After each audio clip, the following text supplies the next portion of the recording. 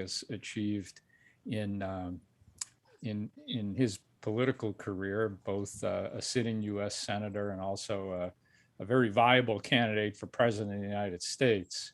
And Paul was on the city council for several years. It was the first elected office he held.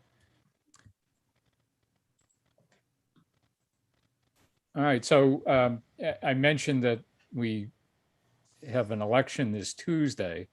And so I thought what I would do is kind of follow the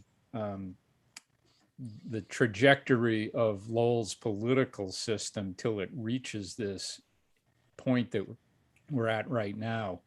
And just a quick review, under this new system, which this will be the first election where we've used it,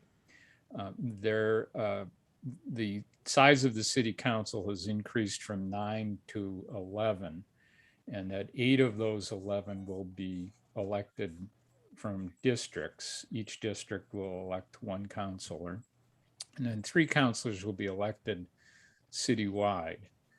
And the mayor will still be elected from among the 11 councilors by the 11 councilors on inauguration day. There is a referendum question on the ballot. It's only advisory, it's not binding. And it asks people's opinion on changing the way that the mayor would be elected. And it specifically asks if one of the council candidates could be elected by the people on the ballot. And so it's not completely clear to me the way it's worded, but I think it means that you could run for the council, but you could also throw your name into the mayoral hat. And so it wouldn't be an either or thing, which is, I think, how it is in Worcester. You have to run for mayor or you run for the council. School committee also changes. Its size stays the same at 6 elected members. 4 are elected from districts. Each school committee district consists of 2 council districts merged together. 2 school committee members are elected at large, and the mayor will remain a member of the school committee, and the mayor, he or she will be elected by the city council.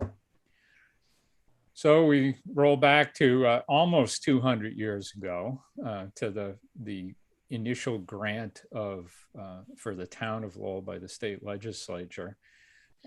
And that, if any of you were on my Tewksbury Library program that talked about the expansion of Lowell at the expense of the neighboring towns, the original grant was downtown, the Acre, the Lower Highlands, and South Lowell.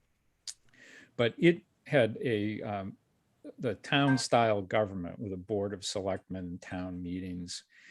And that only lasted 10 years because one of the reasons it changed pretty quickly was it really wasn't conducive to the type of active government that was needed given Lowell's rapid size and the growth of its business community. So in 1836, the legislature granted a city charter to Lowell. I think it was the 4th city in the Commonwealth. And that established a form of government that had an elected mayor, and it had a bicameral legislative branch. It had 6 aldermen, and it had 24 common councilors. And there were 6 wards at the time, and each ward would elect 4 councilors. And all of them, the mayor, the aldermen, and the councilors, were all elected for just a single year. So there was an election every year. And this form of government persisted for almost to the end of the 19th century. I've included a picture of Lowell's first mayor, Elijah Bartlett. He was a medical doctor. And what I just learned recently, he was also the son-in-law of Samuel Slater, the Rhode Island gentleman who founded the mill down in Rhode Island. So in 1896, there was a charter change, and it was the state legislature allowed the different forms of government, and it was selected by local referendum. One of the problems they were finding with this earlier form was that the 1 year terms didn't provide for any continuity. Somebody would just get elected and they'd almost be ready to leave office, or they'd have to be running for reelection right away. And so that was a significant detriment to the type of government. But also the balance of power between the mayor and the councilors, which is what they called collectively the aldermen and the common councilors, was such that the councilors had almost the same type of power or authority that they would have under the town government. And so either the aldermen or the common councilors as boards had almost like veto power on everything that the mayor wanted to do. So it really wasn't a completely strong mayor government. And so as the world got more complex in the 1880s, 1890s, and government was looked to accomplish more, like to install sewerage and provide clean water and more streets, things like that. There's sort of a decision that the existing form of government just wasn't working anymore. And so this 1896 charter change granted the mayor almost exclusive executive power. There's a great deal of power. And the council, it was still the same format and organization, but its job was to, almost as it is now, is to set is to authorize expenditures and to approve some appointments, although they weren't, the councils weren't the ones making the appointments. And this mayor, William Courtney, was the first mayor under that new form of government. But that didn't last very long either. So in 1911, the people of Lowell decided to change their form of government again, and they adopted what's called the commission form of government. This is something that emerged from the progressive era in American politics, and the progressive era kind of started in the 1880s, 1890s, and extended up till maybe the election of Warren Harding in 1920. And it was characterized by a belief that that government could accomplish a great deal of important things, and that the people who staff government should have expertise, and that should be almost their profession to be in government, that it shouldn't just be their kind of as a hobby because they get elected to the office. And so the commission form of government only elected 5 people. It also elected the school committee, but that'll have to be another talk someday. There was a mayor who was elected for a 2-year term, which was a notable change. And then there were 4 commissioners who were elected for 2-year terms, but they staggered their elections. So the first year there was an election, 2 of the commissioners, like the top 2, were elected to 2-year terms, and the 3rd and the 4th were given 1-year terms, but that was only so that they could, so then they would, those 2, the 3rd and 4th finisher would run again a year from then, but that would be a 2-year term. So every year you would have 2 commissioners up for election to a 2-year term. So these 5 men, and they were all men at the time, shared both executive and legislative power. And what I think is most notable about it is they were all department heads. For instance, the mayor was the head of the Department of Public Safety, which included the fire department and the police department. And everybody that advocated this form of government said, well, you know, the people have much closer control over the workings of government by electing the person who's going to run the department. Well, that really wasn't how it worked. There was only a small group of people who got elected. I think in the 10 years they had this type of government, there were only 13 different individuals who served. So they either kept getting reelected or they recycled people in and out. And because a lot of running a department doesn't take place in public, there was growing concern that a lot of the decisions were made privately out of public view. And the mayor and the four commissioners all were kind of jealous of their departments. And so rather than all working together for the common good, there was a perception that they were most interested in doing what they could for their department and not for everybody else. So this only lasted for 10 years. And in 1921, the city voted to change the charter. And this was a pretty radical change.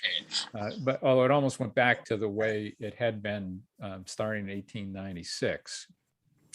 There was a mayor who was elected for 2 years who had full executive power, 6 councilors elected at large, and by this time there were 9 wards, and so each ward elected 1 councilor. Now, I'll make a comment about the physical layout of Lowell City Hall. As you folks all know, that opened in, I think it was 1898, and you know it because you did a program, although it might have been 20 years ago, on the Lowell City Hall. And if you think about the council chamber, that was the chamber where the aldermen or the people who were elected at large sat. And then on the other side of that floor where the assessor's office is, that originally mirrored the council chamber. And that was the chamber where the aldermen would sit. And so it was almost like the US Capitol where you have the House and the Senate. In Lowell City Hall, you had these 2 separate rooms, each for one of these elected branches of government. Now, Casey was a former mayor of Lowell, and he was appointed, or he asked to be appointed to head the charter commission that studied the issue of the charter for a year and proposed this system. And there was some suspicion at the time that he designed it to benefit his friend, who was the current mayor at the time, a guy named Perry Thompson. But if that was his intent, it misfired because Thompson lost the election and somebody else won, was the first mayor under this charter.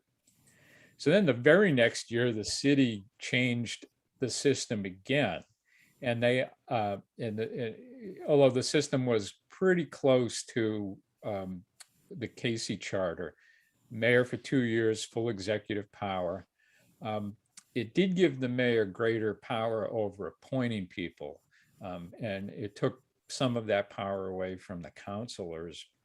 This also is the first time that the mayor was made a member of the school committee, and it retained the 6 at-large councilors and 9 ward councilors. So this was the Plan B government. And this persisted for 20 years. And that continued up until 1942, when there was another charter change. And the city adopted Plan E, which is the system we have now. And that's the city manager who's hired by the council, who's the chief executive. 9 city councilors. As originally adopted, they were elected by proportional representation. And I'll talk more about that in just a minute. The council would elect the mayor from among its members on inauguration day, and the mayor would serve as a member of the school committee and also as the ceremonial head of the city. Now, I might add that a week before the vote on whether or not the city should change from the strong mayor form of government to this system, the incumbent mayor, who's a fellow named George Ashe, was convicted in the Middlesex Superior Court of different corruption charges that arose out of his tenure as mayor. Now, I never knew Mr. Ashe. He lived for quite a bit longer, and I think he was very well regarded in the community. Actually, I got to know his widow, or his wife. She was a very nice person. So I really don't know that much about what all of the circumstances were of this investigation and the charges and the trial. But I can't help but think that having your mayor on trial the week before you're going to vote on whether or not to change to a new form of government might have changed at least some votes to in favor of Plan E. But wherever the motivation, Plan E was adopted. And as I said, it used proportional representation. Now, one of the problems with proportional representation is it's very complicated. To count to decide who was a winner of the city council often took about 7 to 10 days. And right now it takes about 4 or 5 hours. But back then it took many days, and it was only once they had the council elected that they started counting the school committee ballots, because the school committee got elected by the same method. But the bullet points kind of try to explain how it works. You go to vote and you don't vote for 9 candidates. Well, I guess you do, but instead of just putting a check or blackening an oval, you number them based on your preference. So you have a number 1 preference, and then if that candidate can't be the one, then this is number 2, and then this is number 3, and so on. So after the election, the people counting the votes establish what they call a quota, which is the minimum number of votes a candidate would need to win one of the 9 seats. And that would allow only 9 people to win. And the rough formula is you take the number of votes cast divided by the number of seats that are to be filled, and then you add 1 to that. So let's say that the quota was 3,000 votes. So if you got 3,000 votes, you were deemed to be elected. So the first thing they would do is they would tally all of the ballots, and they would allocate the number 1 vote to the candidate who was noted as number 1. So once they've gone through all the ballots, they take the stack that has the biggest number of ballots in it, and let's say that candidate had 3,500 votes. Well, all he needs is 3,000 to win. So the counters take the extra 500 ballots, they're called excess ballots, and they redistribute them based on who the number 2 choice of each of those voters was. And then they recount. Now, if that causes another candidate to go above the quota, that candidate is deemed elected, and any excess votes that candidate has are redistributed. But once you run out of excess votes, they start eliminating candidates from the bottom. So if there are 18 candidates, they take the one who has the 18th fewest number 1 votes. Then they redistribute all of that candidate's ballots based on who the number 2 selections were. And they keep doing that until 9 people are elected. And so it does take a long time, but one reason I sort of went into some time explaining this, if you ever look at the vote counts, like that are reported in the newspaper for these elections, usually the first 7 candidates all have the exact same number of votes. That's because that's what the quota is. And then often the 8th and the 9th will have slightly less than that, but because they have more votes than anybody else, they're deemed to be elected to fill the last 2 seats. And one footnote I found interesting was that if a vacancy occurred, let's say somebody resigned from office in the middle of the term, rather than taking the person that finished 10th and elevating them as we do now, they would take all of the ballots that had been allocated to the candidate or to the counselor who is departing, and they would reallocate just those ballots, and whoever won from among those ballots would be the new counselor. And so here's an example of a newspaper advertisement for a candidate for Raymond Lord. And you can see the number 1, I added that arrow to it, that it was a really big deal to get people to rate you number 1. And so a lot of the advertising was directed at that. Well, for a number of reasons, the residents of the city voted to get rid of um, the proportional representation and to adopt plurality voting, which is what we had right up until the 2019 election. 9 councils elected all citywide, all by plurality voting.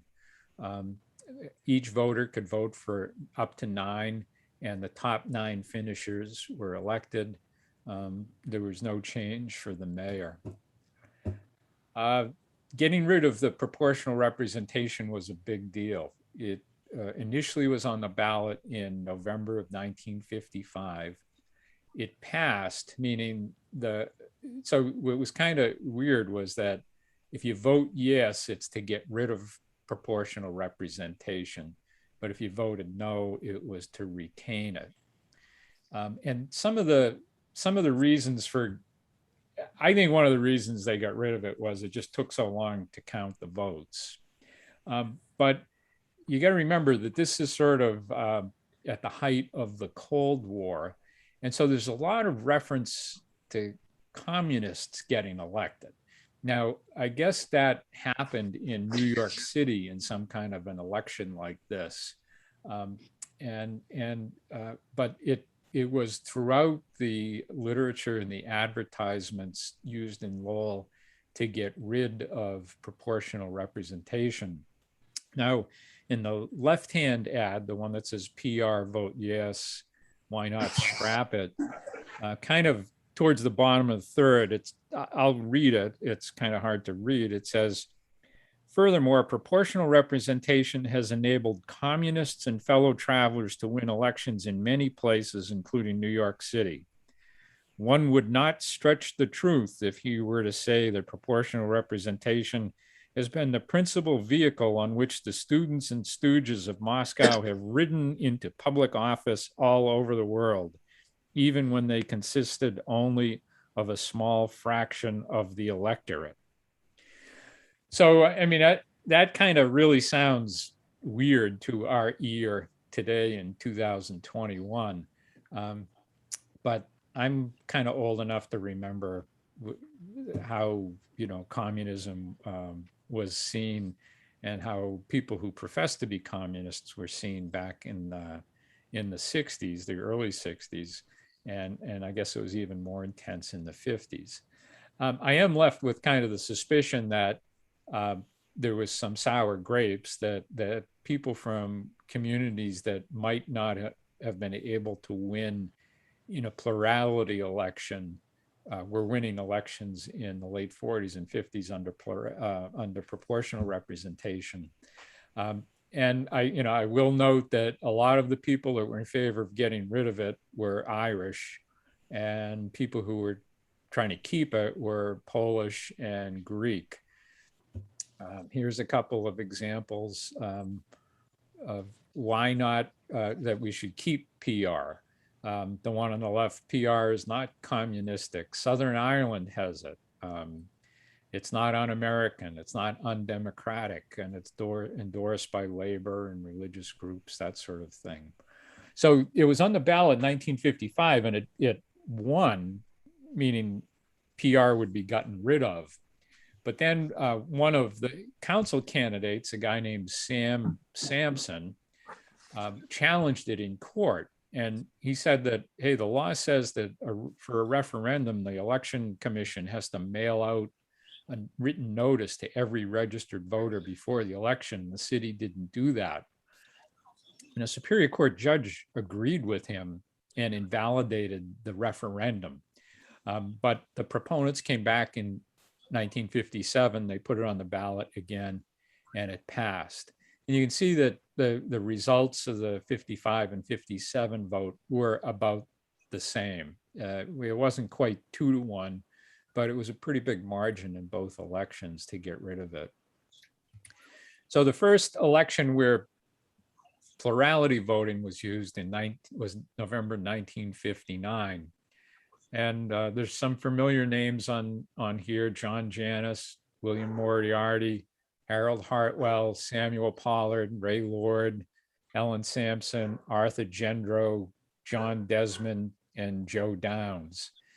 Um, John Janus, many of you might know his son, the doctor, his granddaughter, Kathy Janus, served the term on the Lowell School Committee in the 1980s or early 1990s.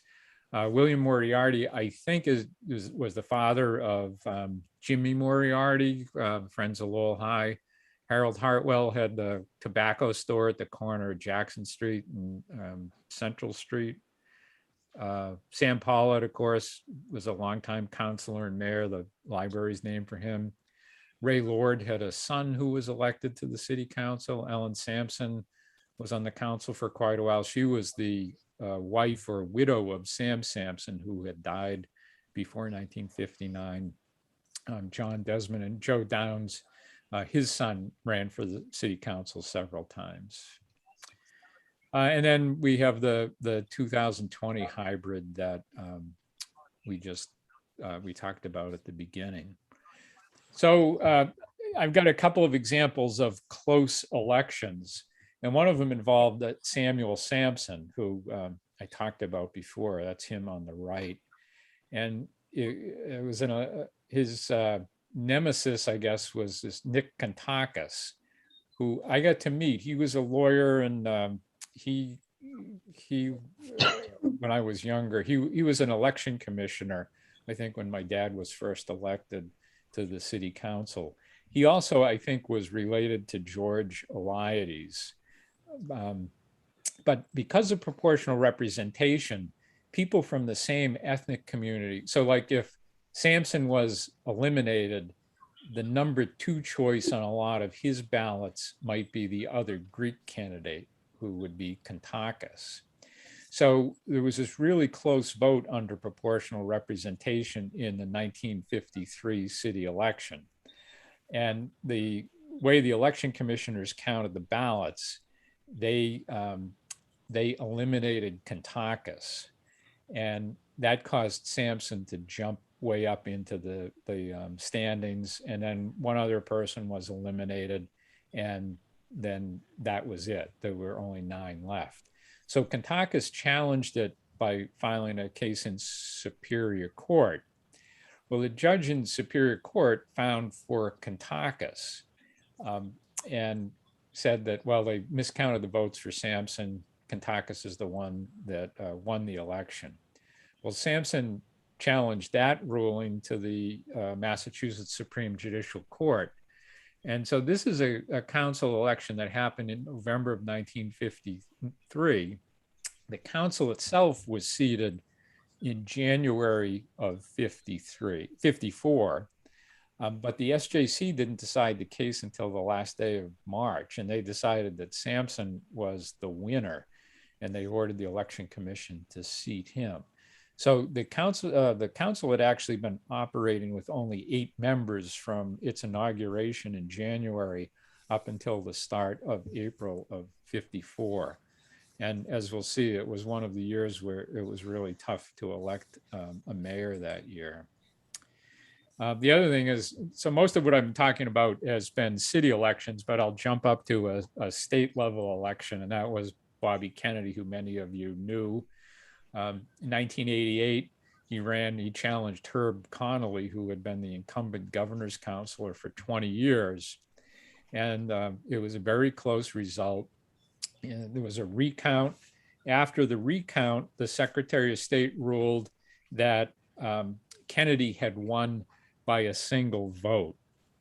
Now, it turned out that Connolly had not voted in the election, and Connolly's wife had not voted in the election.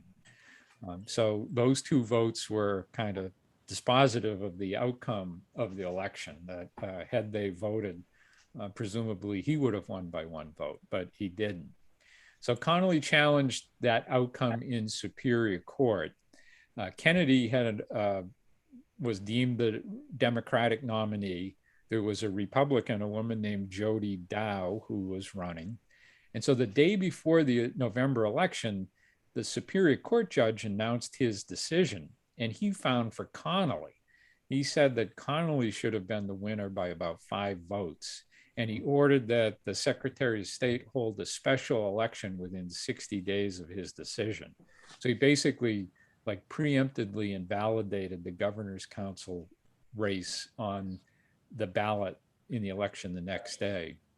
Well, that went to the SJC, and the SJC reversed that judge. They basically said the original count was right and Kennedy wins, and that was in April of 1989. So a couple of examples of why it's important. Every vote is important. I'll go through this kind of quickly. There's sometimes a perception that once people get in office, they stay there forever. Well, Lowell went through this phase of kind of rapid turnover of city councilors during the late 60s into the 80s.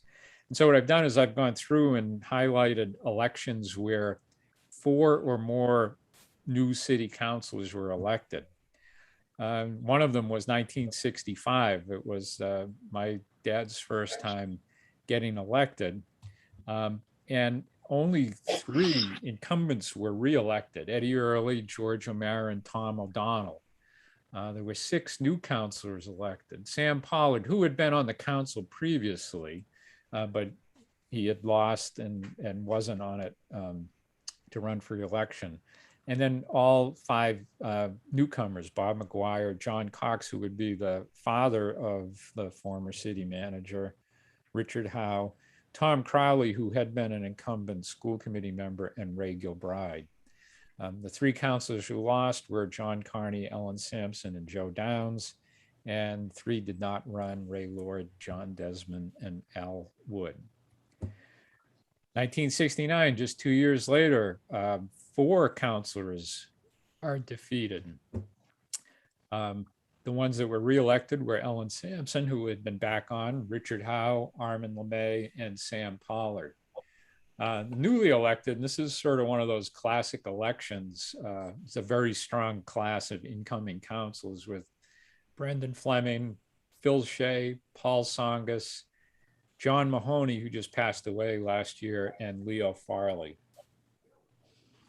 And the incumbents who lost were Tom Crowley, Bob McGuire, John Cox, Ray Gilbride, and Ed Early did not run. He had been elected as state representative at this time.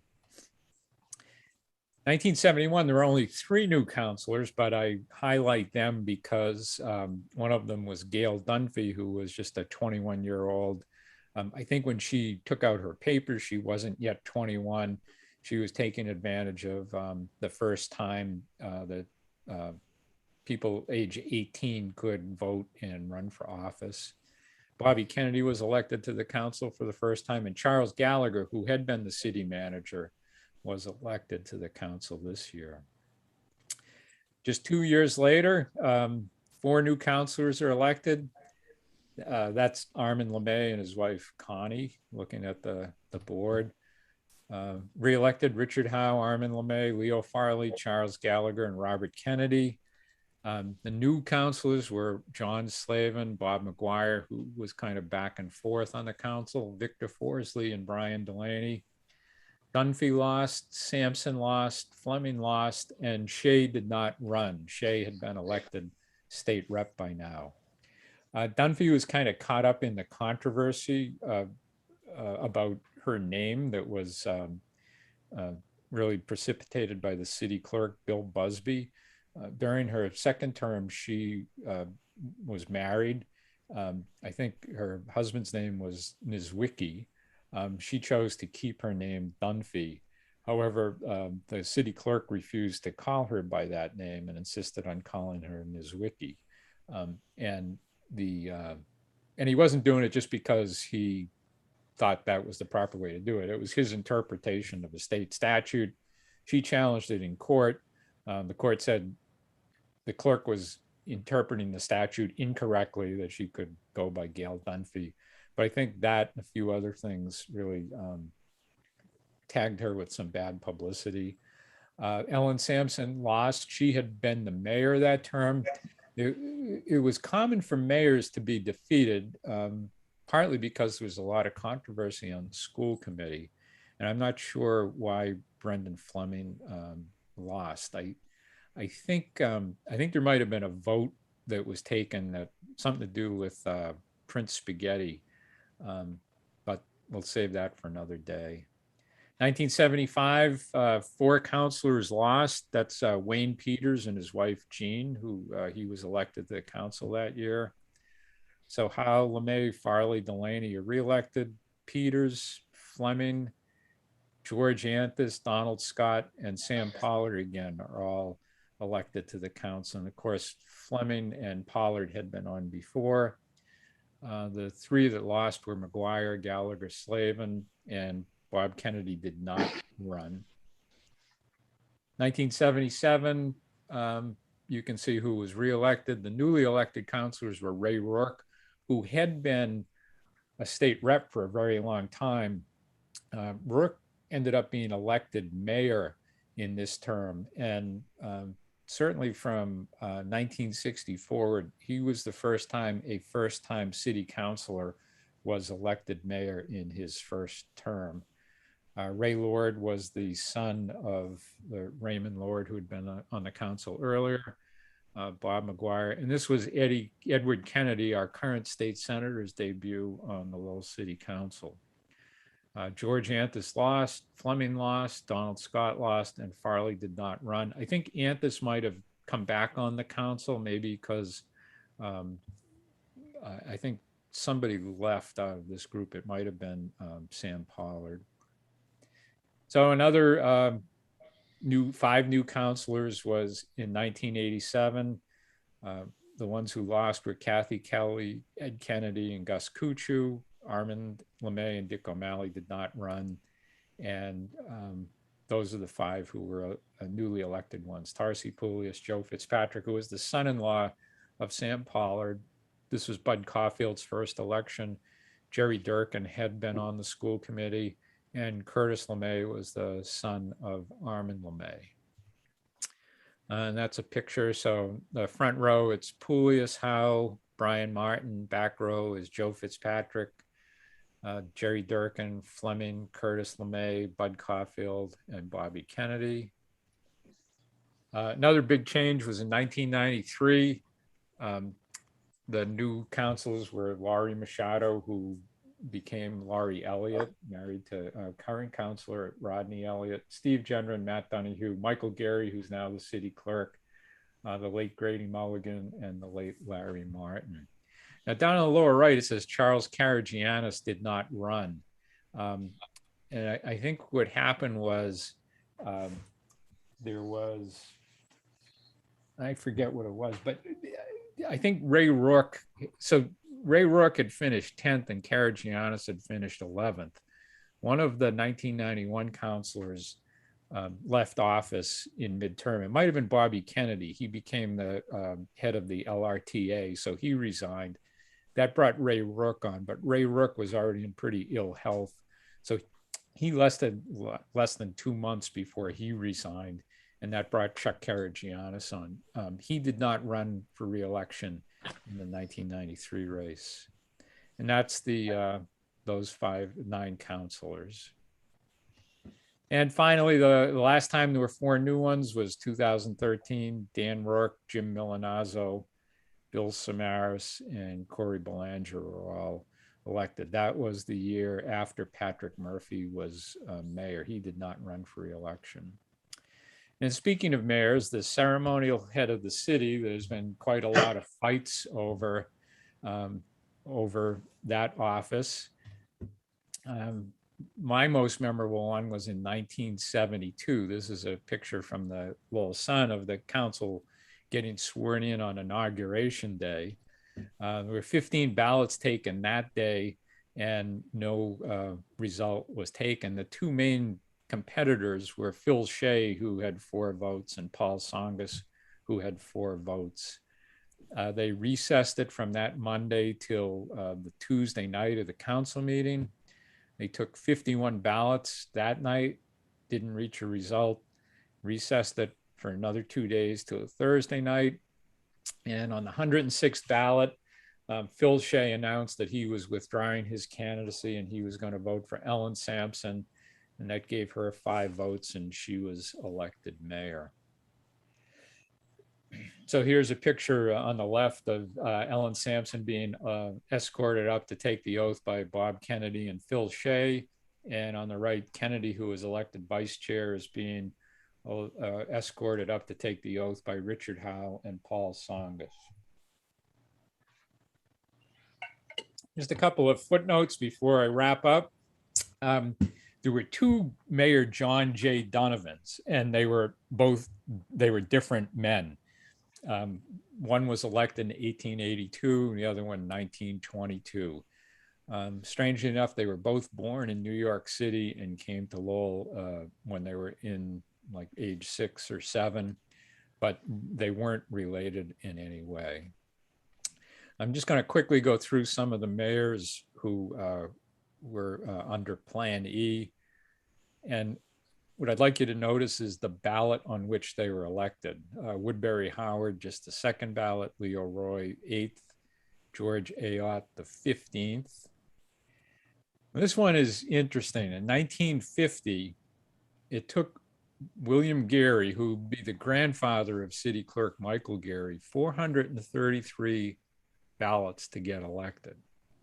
And his main competitor had been George Eliades, whose picture is on the right. Now, on the 433rd ballot, Eliades switched his vote and voted for Gary. Now, Gary only served as mayor for 1 year. In the first meeting of the 1951 portion of that term, he announced he was resigning the office of mayor, but he wasn't resigning as a councilor. He said the reason was he had been appointed to a state office, an administrative position, and it was taking up much of his time, and that he couldn't afford the commitment to be mayor. However, he could remain on the council.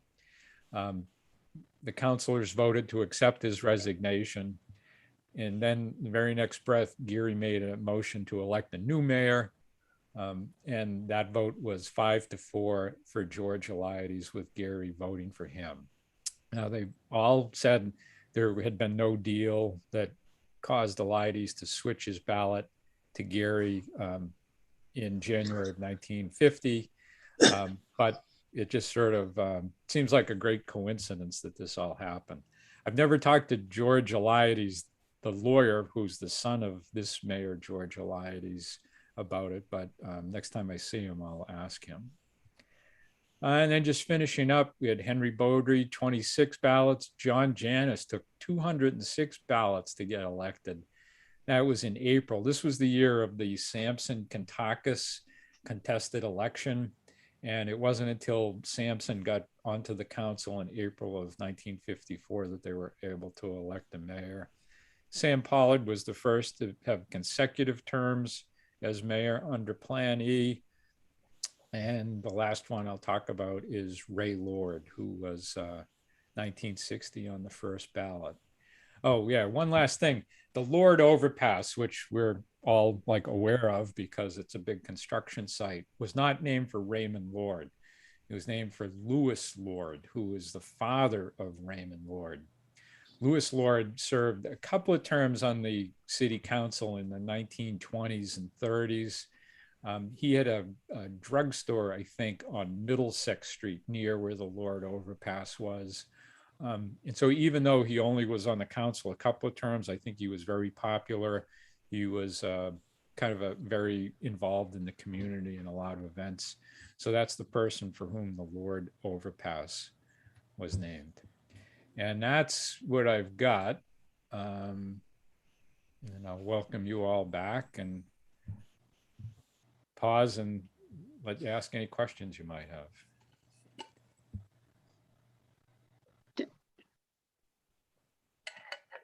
Marie? I have 1,000 questions and a couple of comments. One question, though, was it seems to me that that department or commission form was what Lawrence had up through maybe the 70s into the 80s, where an elected person was in charge of public safety and so on. They kept it far longer than Lowell did until I guess it didn't work anymore.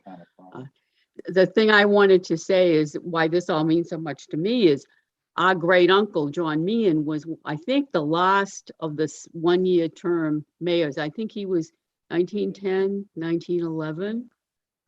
And it was very, very much an ethnic discussion, shall we say, and the outcomes, and ethnicity was a big, big part of everything that happened then. And then because Bill is sitting here, I would say that his cousin, Joe Sweeney, his father's cousin, Joe Sweeney, who was on the council, was the interim mayor in that time between the implementation of the first mayor, elected mayor and Plan E, Woodbury Howard. And Woodbury Howard was very, very popular. And for those who remember, Lydia Howard, his widow, was extremely active. And but you took me down memory lane six times at least, because I lived, of an age where I remember the 50s forward, and it was very interesting. Thank you very much. You're welcome. And I didn't know about Lawrence. When Lowell adopted the commission form, it was said that more than 500 cities in the United States had it. So it was, I guess, somewhat common. I was meaning to ask you and Bill whether Joseph Sweeney was a relative. I assumed that was the case, but thanks for. And my father's first cousin. Okay. A funny story about him. He was a regular guy. He had a demolition business. He had horses. He lived up on the Court Street area, and he was just a regular guy, and he was elected there. But there were some people on the council at the time that he thought were kind of snooty.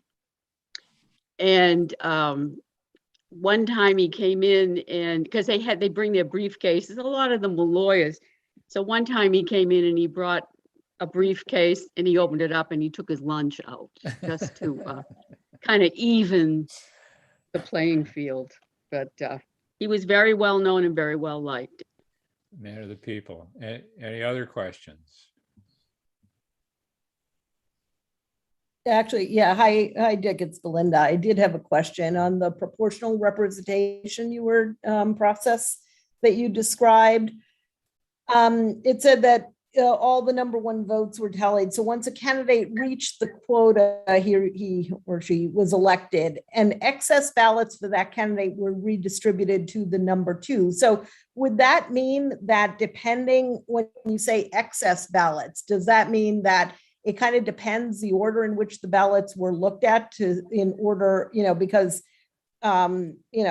my number two might be different than somebody else's. So if mine was counted in the excess, my ballot would count for that number two, but somebody else's would not because they were in the sort of quota pile. Is that how it worked at the time? No, I think they tried for a certain amount of randomness. So let's say the quota was 2,000 and you got 2,500 votes.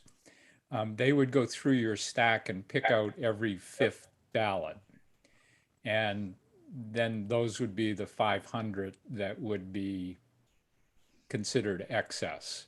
Mm-hmm. So that is where they tried to get some kind of a random selection. Because I think your point is that if all the excess came from, say, Ward 11, Mm-hmm. that would really favor the candidate from Ward 11. And it wouldn't be fair to somebody, say, from Ward 1. So I think there was an attempt to guard against that. But I think one of the problems with that system was that it was just hard for people to understand. And it was hard to do it. And you want, we certainly understand and appreciate having faith in the outcome of elections in 2021. So that's a big deal. Mm-hmm.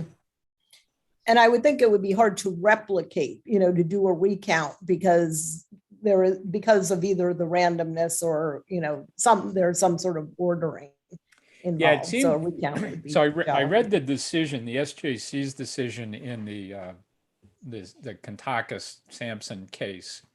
And it seemed what was happening a lot is that sort of out of habit, people were marking an X in front of the name. Because in the state election, you would put an X on the ballot because you're only picking one person. And so you'd get in and you'd find your first candidate and you'd put an X and you'd go, oh, I was supposed to put a number. And you'd cross it out and you'd put 1, and then you'd go 2, 3. And so there were a lot of instances of that where the lawyers could dispute them. And so I think that added to the confusion about the outcome of the vote. Cool, thank you. Any other questions? I have a Marie? lot of questions I can ask. Would you share your father's secret of 40 plus years? I don't know. I think he said that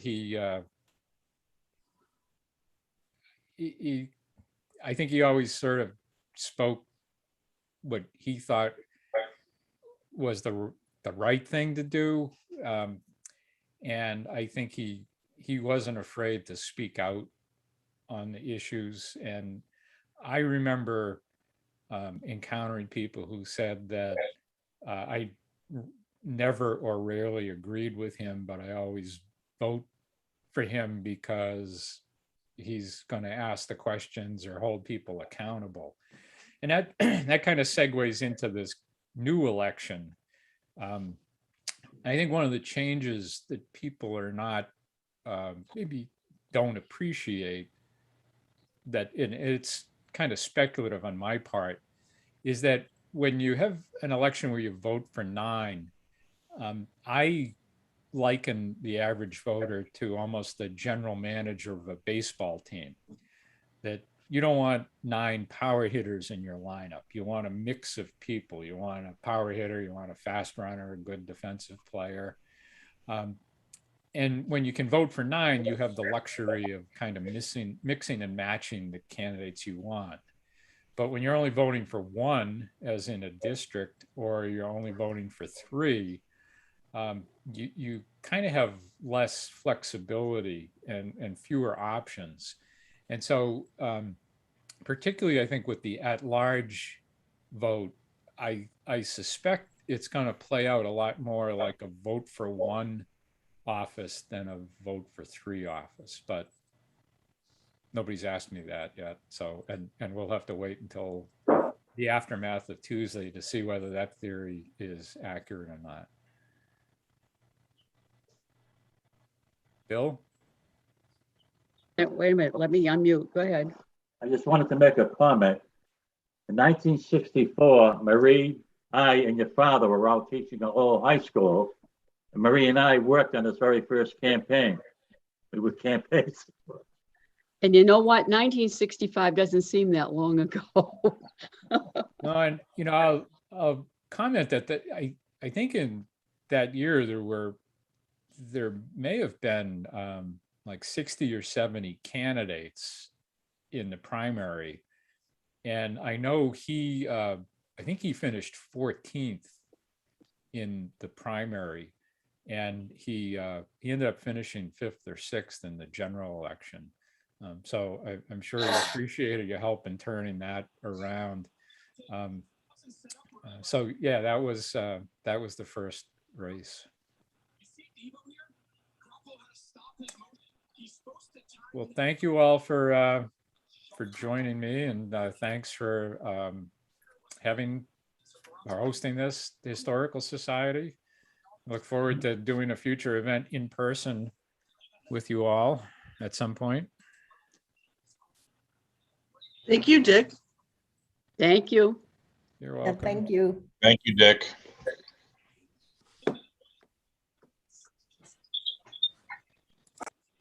Thanks, Dick. You're welcome. Thank you. That is Judy. Yeah. So Eileen, I'm just going to leave the meeting now. Sure, I'll stop recording.